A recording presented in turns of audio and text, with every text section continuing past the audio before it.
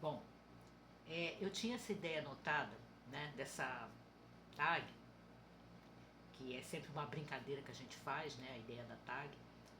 E aí, como eu não terminei nenhuma leitura ainda, eu estou com outras leituras em andamento. Algumas que eu terminei, eu não estou com vontade de fazer vídeo resenha para elas e é pouca coisa.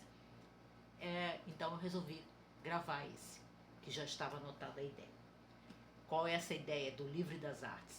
É quando você começa a ler certas obras de literatura, sejam romances, sejam às vezes novelas mais extensas, e que você vê que algum tipo de arte tem destaque ali. E é bem interessante porque às vezes essa arte é uma forma de expressar certas ideias do autor ou da autora através da história. Às vezes ela funciona quase como um personagem. Seja a música, seja a pintura, seja o cinema, seja a escultura, enfim. A arte que é apresentada em alguns romances, em algumas obras de literatura, elas têm um peso tal que elas são como que um tipo de personagem. Porque não é um simples enfeite, você percebe que aquilo tem peso dentro do enredo, dentro da história. E aí, para dar alguns exemplos, primeiro a gente vê, isso não tem uma ordem, é só porque me ocorreu, que uma das artes mais antigas que a gente conhece é a pintura e a escultura.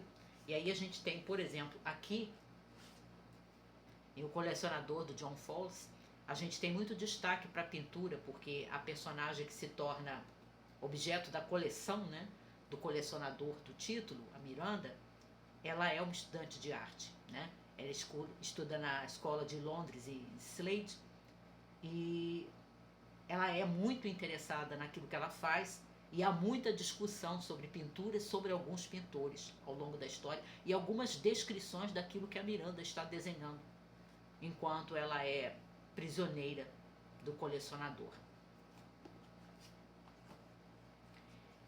Nesse aqui, que é uma das minhas delícias, um dos meus favoritos, um dos romances da Daio Baixo, um romance policial, Os Artistas do Crime, o título já diz, você tem um grupo de escultores e pintores, inclusive a Agatha Troy, que estão reunidos para fazer as suas obras numa espécie de oficina, que é quando vai acontecer o crime. E aí você tem a descrição das esculturas e a descrição de algumas das pinturas e de esboços de pinturas que os personagens vão fazendo.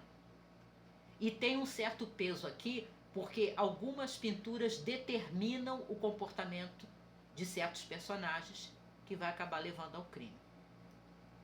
Recomendo muito Os Artistas do Crime, é um dos meus favoritos. Aí vamos para a música, que é também uma arte bastante antiga, né, que a gente conhece. Aí a gente tem esse aqui, Dr. Fausto, do Thomas Mann, em que o seu personagem principal é compositor, né? E tem algumas discussões sobre música aqui, que alguns dizem que tem influência daqueles músicos do início do século XX.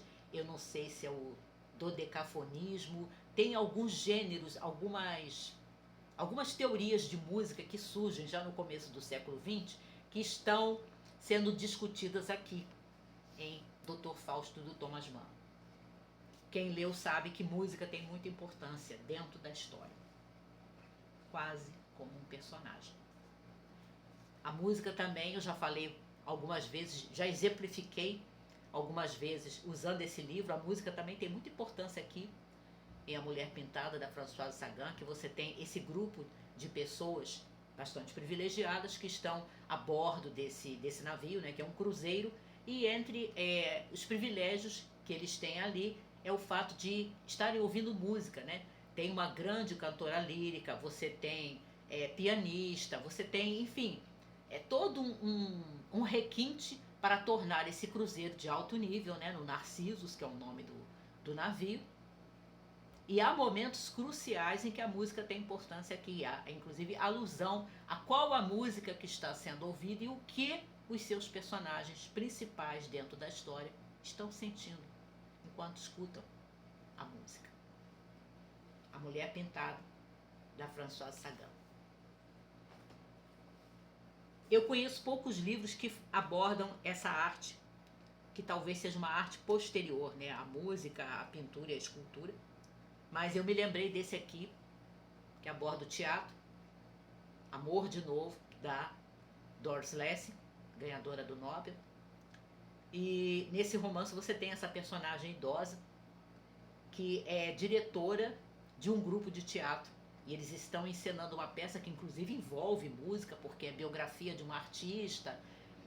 E aí você tem todo um aparato, você tem a parte emocional dessa personagem, você tem o trabalho dela, né, como diretora do grupo de teatro, e você tem também a própria pesquisa que ela está fazendo para a peça, né, que é sobre uma personagem, né, que é música e que realmente existiu. E aí tem umas discussões sobre essa figura, que até onde eu sei foi inventada pela própria Doris Lessing, e ela cria uma espécie de mistério e buracos na biografia dessa figura, né?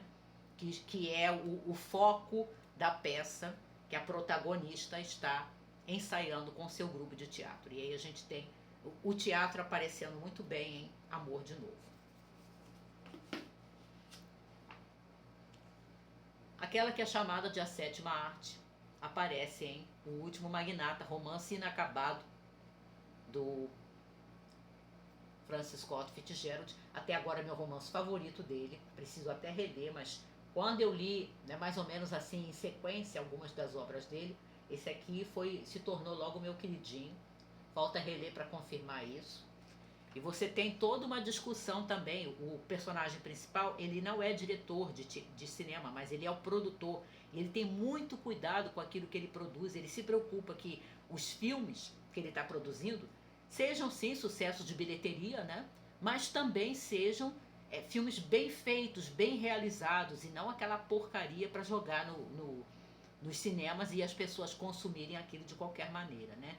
Então você vê que ele é um produtor, ele está investindo dinheiro, mas ao mesmo tempo ele tem um cuidado artístico com aquilo que vai ser feito. E aí mostra os cuidados dele, os diretores que ele escolhe, a relação dele com os atores. É bem interessante também, é muito bem escrito. É uma pena que o Fitzgerald não tenha terminado O Último Magnata. E, afinal de contas, né, a literatura nunca fala sobre literatura? Claro que fala. E nada como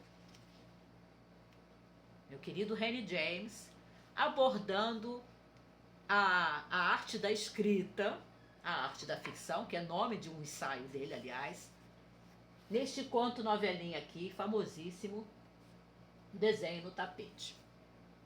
Desenho do Tapete. Em que o argumento é que o personagem, que é o escritor, ele diz a certa altura pro personagem principal que toda a obra de ficção dele contém uma ideia central que atravessa a ficção dele, mas que ninguém percebe qual é. Quando esse escritor morre, todo mundo começa a tentar descobrir, afinal de contas, que ideia central é essa, qual era o desenho do tapete, o que atravessava toda a sua obra, e que ele disse que ninguém percebia. E essa ideia que ninguém percebe, que atravessa toda a obra desse escritor que vem a falecer dentro da história, é o desenho do tapete. E é isso.